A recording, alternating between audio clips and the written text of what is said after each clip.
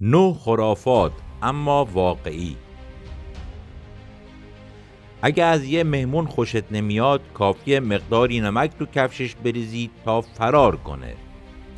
اگه شیشه عطری رو به کسی بدی باعث قهر میشه، حتما یه سکه ازش بگیر. اگه میخوای عروس و داماد چشم نخورن تو ماشینشون سیر و پیاز بذار. هیچ وقت در شب سوزن رو نخ نکن، باعث گره در کار میشه. اگه تو جمعی حرفی زدی و پشتش 2 بار عطسه کردی یعنی حرفت درسته. اگه دمپایی برعکس جفت باشه باعث دعوا یا بلا میشه. هیچ وقت شب لباس نشور تا برکت تو خونه کم نشه.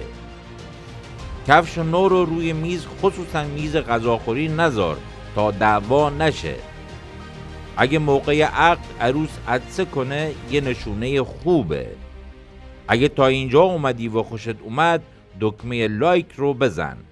دانستنی ها رو سابسکرایب بکن.